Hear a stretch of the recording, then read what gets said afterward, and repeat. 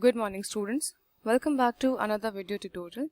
This video is going to be the revisions of the important terminology that is there in your chapter number 5, the fundamental unit of life. Children, we have already covered the entire chapter in the previous subsequent videos. So if you haven't watched that video, you should go and watch it. And apart from that, we have also created an MCQ course on this particular chapter that consists of approximately 6 to 8 MCQ videos. That gives you an idea that how to attempt all these MCQ questions, okay, how to solve it, what should be your approach, okay. So in this video, this is going to be just for your revision perspective, okay. We should discuss about some important terms that is mentioned in this particular chapter. So without any further time waste, let's begin. The first topic, the first term that we should discuss is about cell. So children, as you know that cell is the smallest biological unit capable of carrying all the fundamental activities of life. Okay. Now here the fundamental activities means all those activities that is necessary for to exist to maintain a living organism. आप सबको पता है that at the structural level, children, if we talk about, then all the living organisms are composed of the tiny compartments. If you remember, then Robert Hooke in the year 1665, when he discovered the cell under his primitive microscope, he named those small compartment-like structure, honeycomb-like structure, as cell. Okay, in Latin, that cell means what? Cell means the small compartment-like structure, small rooms. Okay, children, we have many organisms based on the number of the cell that we discuss later. Okay, so as you know, cell is the smallest biological unit. We tend to use a instrument known as microscope in order to observe this cell. Clear?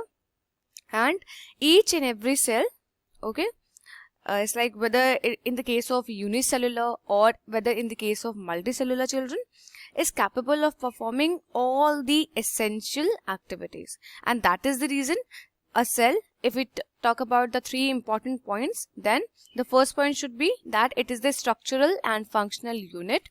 Second point is like it is the basic unit of life. Okay, it's a basic unit. And the third point should be is like it is a tiny building block. All the living organism, children, whether it is plant, animal, anything that consists of cell only, that is made up of cell. Clear? So this is the first term. Moving forward, next is we have unicellular.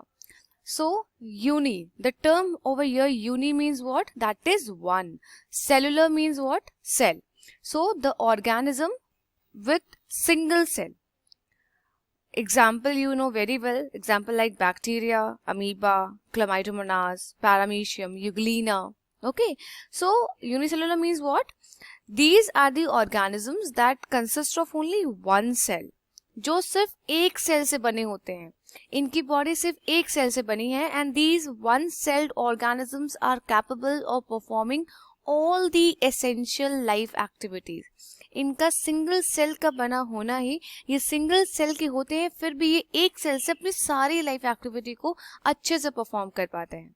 Okay, so those organisms that consist of only one cell are termed as unicellular organism. And as I have already we have already discussed about this, that these unicellular organisms only be seen with the help of the microscope. Microscope क्या करेगा? That is, it's an instrument that is tend to magnify the objects. ठीक है? So इसीलिए unicellular organisms को we also sometimes call as microscopic organisms. Microscopic क्यों कहेंगे हम इनको? Because these organisms only visible, only based observed under the microscope. Clear? Next we have multicellular. So here the multi means what? The term multi here denominates means many, okay, and cellular means cell. So the organism with more than one cell is termed as multicellular. And you know what, children, majority of organisms are multicellular, जिनको हम without magnification से भी observe कर सकते हैं. अब इसका क्या मतलब है? It's like these organisms are relatively bigger if we compare with the unicellular, and we do not need any sort of microscope or any other instrument in majority to observe these organisms. So these are multicellular in nature. That means it consists of many cells and visible without magnification. Ab multicellular organism, it tend to consist of millions of cells, trillions of cells sometimes. And so just like example, like human beings, all the plants which you have observed around you, okay, these all are multicellular. Multicellular means what? Those organisms, those living organisms that is composed of more than one cell. Clusters of cells are there, in sometimes in million, trillions, okay? So that is termed as multicellular. Next we have it, plasma membrane. So children, plasma membrane, as it is written over here, the outermost covering of the cell that separates the content of the cell from its external environment. Now what does it mean? See, every cell now has its own outermost covering. Except if you talk about plant cell. Plant cell may, after this plasma membrane, cell wall is there. That we have already discussed in the difference between plant cell and animal cell. So what is this cell membrane or plasma membrane? It's an outermost boundary, okay? Outermost covering that is present in every cell, okay? And it is, children, made up of lipids and protein, as we have discussed about fluid mosaic model, right? So in that we have observed that this plasma membrane is made up of lipid bilayer and proteins will be there. It's floating like an ice in the ocean, okay? इसलिए इसको बोलते हैं fluid mosaic model. उसके अलावा children, this is the cell membrane that encloses all the essential or all the cell organelle that is present inside the cell, just like your Golgi apparatus, nucleus, cytoplasm, okay? And so this plasma membrane is basically act as the barrier. Barrier means what? Barrier between external environment and the internal environment of a cell. एक separation create कर देगा कि cell के अंदर cytoplasm है, organelles है, nucleus है, nucleolus है, everything is mitochondria, everything is there. So it creates an boundary, a barrier between the external and the internal environment of the cell. Apart from that, children, this plasma membrane also protects the inner cell contents. Now what is this inner cell content? It consists of all the cell organelles. Your cytoplasm, Golgi apparatus, endoplasmic reticulum, mitochondria, nucleus, DNA, everything. It's going to protect. And apart from that, these plasma membrane also enabling the movement of the molecules across the membrane. Now what does this movement? It's like, it may happen that certain material want to leave the cell. Certain waste products want to leave the cell. So that goes with the permission or via with this plasma membrane. Or if something want to enter the cell, then again it going to come through this plasma membrane only, okay? So this membrane is the semi-permeable in nature and allows the specific molecules, regulates the entry, the movements of specific molecules in and out of the cell. Now here the question arises, ma'am, what is plasma, a semi-permeable permeability? So that we discuss in the subsequent topic of terms, okay? So don't worry, we'll discuss everything. So the next term is diffusion. So diffusion, it's a process, children, that is a type of the passive transport of molecules from the region of higher concentration to a region of lower concentration. Now first of all, children, you need to understand that it is a type of the movement, okay? Movement, you can say, of the molecules. So it's a passive transport. Now what is the passive transport means over here? That it do not require any sort of energy consumption. यहाँ पे कोई भी energy, कोई भी extra mediator, facilitator की requirement नहीं होती है. It's simply the movement from its higher concentration to the region of its lower concentration. जहाँ पे molecules की concentration या जहाँ पे quantity ज़्यादा है, वहाँ से the molecules tend to move to the region, to the place where their availability is less. So that means what? Movement from its higher concentration to the lower concentration. It's known as simple diffusion. It's a passive transport. So कहीं पे भी अगर आप passive या active सुनते हो तो वहाँ पे ध्यान रखिएगा. Passive transport means what? It doesn't require any sort of energy. okay, and energy is being consumed in the form of ATP inside the cell. Okay, ATP is what? Adenosine triphosphate molecule that is synthesized via mitochondria. And if you heard about the term active transport, so keep in mind that active transport requires energy consumed in the form of ATP.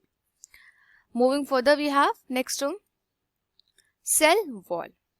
So children, cell wall, as you know, cell wall first of all is present in the plant cell only. So keep this in mind. This is the very specific differentiating point between plant cell and animal cell. So cell wall is only present in the plant cell, the outermost covering of the plant cell that primarily made up of cellulose. ठीक है, तो उसे हम cell wall कहेंगे. Outermost, children, outermost means what? It is present after your cell membrane. See, plant cell also having cell membrane as the same animal cell does, but plant cell also consists of a cell wall which is rigid, non-living boundary present outside your cell membrane. And children, this is the very most specific differentiating point between plant cell and animal cell. Plant cell में cell wall होता है, animal cell do not have any sort of cell wall. It lacks cell wall completely. Okay, so children, what is the function if you talk about? So it does provide the rigidity, structural strength and a very specific shape to the plant cell. If you look at the diagram there in your book, then you observe that plants are always like hexagonal in structure. Hexagonal मतलब 6 boundaries, थोड़े से structures आपको दिखते हैं हमेशा.